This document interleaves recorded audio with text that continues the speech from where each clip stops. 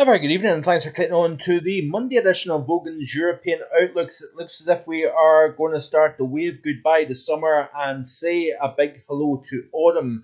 And that is, of course, thanks to low pressure becoming a lot more of the dominant player this week across the UK. We had quite a turbulent weekend, a lot of rain in quite a large area of the UK and Ireland, of course. And of course, we've also seen that decrease in temperature, quite a sharp drop in temperature, especially across southeastern areas of the British Isles. These were the temperatures back on Friday afternoon, 27, even 28 Celsius in parts of the southeast, while we had only 12, 13 Celsius across the northwest. Step into Saturday afternoon, and these were the temperatures according to MeteoSeal here. So we still held on to some warmth across the southeast. Again, fresher further north, as you can see here, 27, even 28 Celsius, I think, on Saturday afternoon. Big contrast in temperature, of course, between north and south. This was the temperatures yesterday, and you can see here, again, fresh in the north. But look at the drop in temperature across the southeast of the UK, only 21, 22 Celsius compared to 27, 28. And, of course, we did have a system that produced a lot of rain over the last 24 hours or so across the board. My weather station here at Marfogan HQ did receive 27 mil, which actually marks the wettest 24-hour period since the site became live back in January. So quite a notable wet 24 hours. In fact, really a wet 12 hours to be exact, because by the time I had a bit of a lie on this morning, and by the time I turned my phone on, I noticed it was reporting 27 millimeters since 1 a.m. this morning. So between 1 a.m. and late morning, there was over an inch of rain at the station here in Edmonton. These are the current temperatures. So look at the temperatures across the southeast, barely reaching 20 Celsius in a few spots on the south coast and East Anglia here. Only 9 Celsius at Loch Liscarnock this afternoon here, 9.2 Celsius, wind chill 5.7.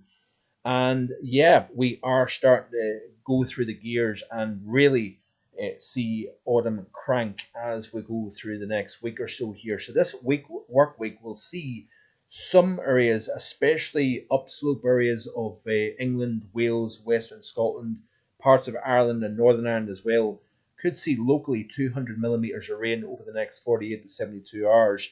We have got a complex of low pressure that is spiraling around a deep area of low pressure that had been highlighted here in the channel since last week. Before we continue to get into the video, by the way, of course, we've got 2 videos talking in detail about the winter. Also, the global weather report was released yesterday. So be sure to like, share, and subscribe to the channel if you haven't already done so. I greatly appreciate that. Lots of content here in the channel for you to watch and get yourself into. Also on marfoganweather.com, I have released a text format with the charts that I show in that winter video, looking at the finer details with Manjulian oscillation, QBO, global sea surface temperatures, El Nino. So many things to look at, and of course, at some point during the early and middle portion of October, I will release update number 2 of the winter ideas as I continue to build the general picture, and then of course I will release a forecast sometime in November. So anyway, back to the here and now. We've got the remnants of Lee that is scooting across the Atlantic at a pretty good clip. We've got a pretty strong jet stream now, warmer to the south, colder coming off Greenland, and of course you've got that strong jet in between to try and counteract that imbalance in the temperature profile of the atmosphere here. So as you can see, as we go through into tomorrow morning, pay attention. This is Lee here, but if you notice here across the UK and Ireland, we've got an area of low pressure at 977 millibars to the north. We've got the remnants of Lee. But also, if you notice the 850 temperatures, you've got that contrast between warm and cold here. So we've got relatively colder to the north, relatively warmer to the south. We're going to keep our eyes close on Nigel. That is roaming about the mid-Atlantic as a hurricane at the moment here. That may be a player as we move towards the upcoming weekend. We'll look at that in just a second. But you can see here off the ECMWF chart, the contrast here between very cold air coming off Greenland the warmth getting lifted north by the tropics, and of course you've got a strong jet stream in between, like I've said. So we'll go back to the overview chart and let's have a look at the UK version, because it's quite interesting to see the rainfall amounts as we go through the next few days here. So a fairly messy picture. We've got an area of low pressure, of course, overhead at the moment. That was the heavy rainfall that brought that 27 millimeters of rain in a 12-hour period here at the house. That moved through, and then we had a legacy of blustery showers and sunshine through the afternoon, but temperatures were no great shakes, 13, I think 14 at best. And then as we move towards the day tomorrow, we've got this band of heavy rainfall moving through Ireland, Northern Ireland, and then it's England and Wales. So parts of the upslopes, West Wales, up into Cumbria, Lancashire, we could see some very heavy persistent rain for a period of time during the course of tomorrow. And really tonight and into tomorrow morning, and we could see some very significant rainfall totals. There's that area of low pressure, quite a deep area of low pressure at that, but you notice here that we've not got a particularly tight wind field here, so we don't have that particular noteworthy squeeze in the isobars. It will be blustery, but it's not going to be, wind is not going to be the big factor. It's actually going to be the rainfall totals here. And then as we move into the latter half of tomorrow into Wednesday, we've got another system moves in. So you get the general idea. And of course, as these systems pile in, we are going to have a little bit of an uptick in temperature, then a decrease once that cold front moves through. But you notice here this rash of showers that moves through late Tuesday into Wednesday here. This is the remnants of Lee moving through, and we do have a bit of a pinch in the isobars, indicating we could have some fairly gusty winds in a west to southwest direction here. And of course, as these moist winds with, of course, tropical warmth entrained within this system, we could see some very significant rainfall amounts. Parts of Devon and Cornwall, Wales, up into Cumbria. We could see a spell of very heavy wind-driven rain for a period of 5-6 hours. We could see an excess of 100 millimeters of rain with this system. Then that moves through eventually. And you notice here that we've got that area of low pressure, 969 millibars. That's quite a noteworthy depth of low pressure here. On that southern flank, we may see some very gusty winds for a period of time.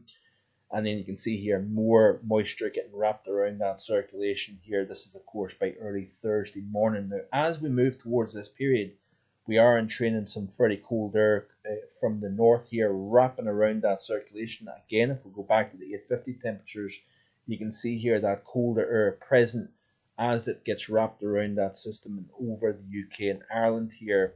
So we've got these 850 temperatures below freezing, -1, -2, even -3 Celsius for a period of time.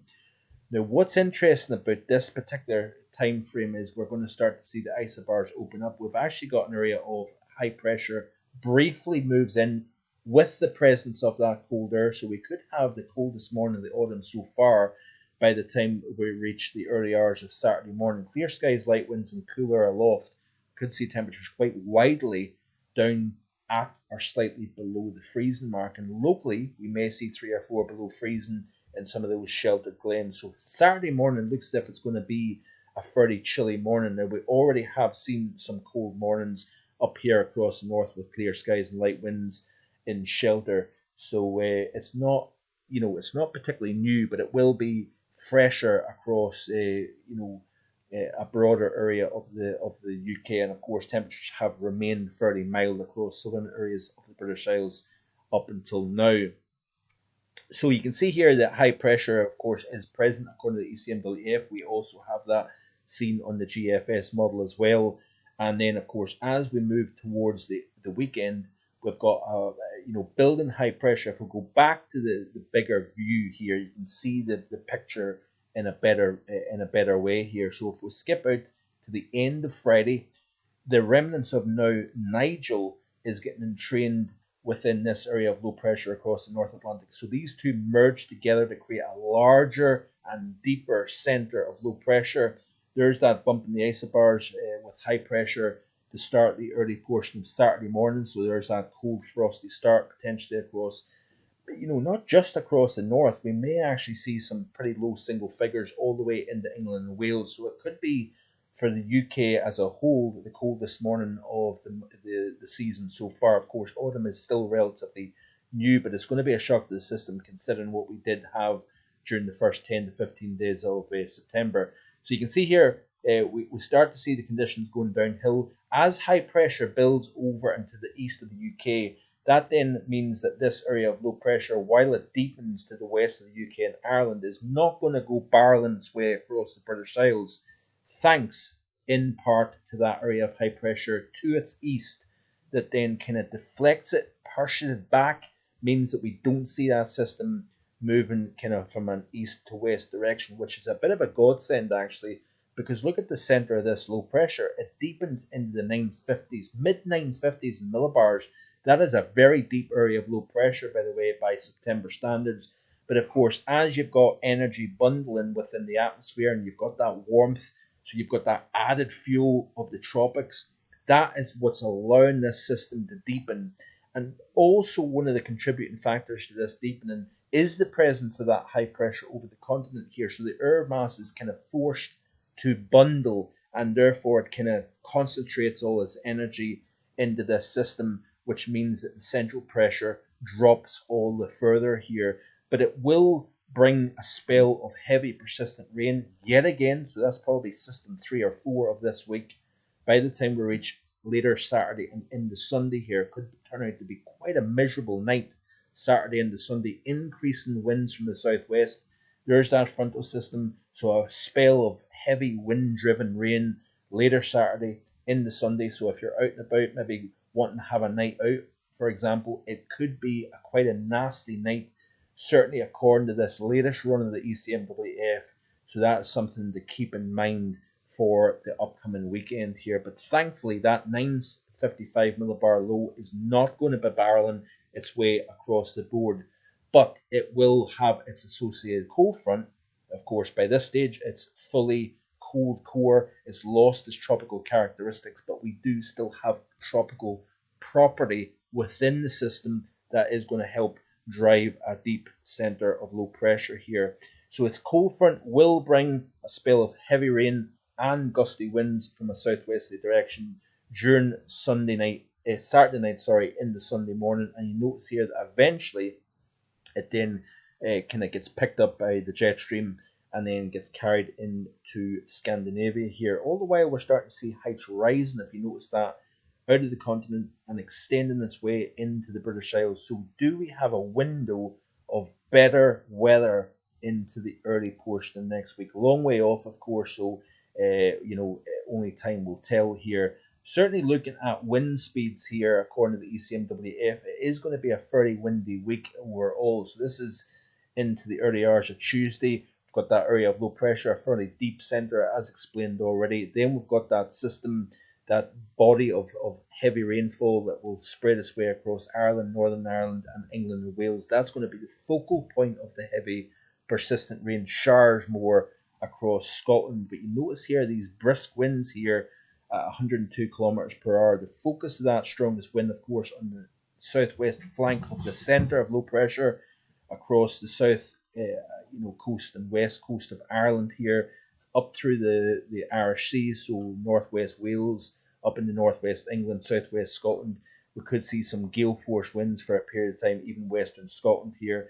Then as we continue to play through, there's that southern flank of that low. We've got some very gusty winds along that, so northwest Ireland here, so Donegal, for example, Malin Head, and then under the west coast of Scotland here with some very gusty winds. And this is the remnants of Lee, of course, moving ashore. Then as we push towards the second half of the week, there's that centre low pressure. There's those brisk northerly winds coming down, lighter winds across England and Wales, so it may start off fairly chilly. Then, of course, we'll lose the winds as we have that high pressure building in. Then there's the remnants of Nigel, very strong winds associated with this on that northern flank. We could see winds in excess of 140 kilometers per hour, but it's well offshore. That's not going to be affecting the UK, thankfully, but we could have a period of gusty winds for a time. We will look at the medium to long term in the next day or so here, so stay tuned for that here. Lots going on. Keep it right here at marvelingweather.com, and I'll keep you posted as best I can. Bye for now.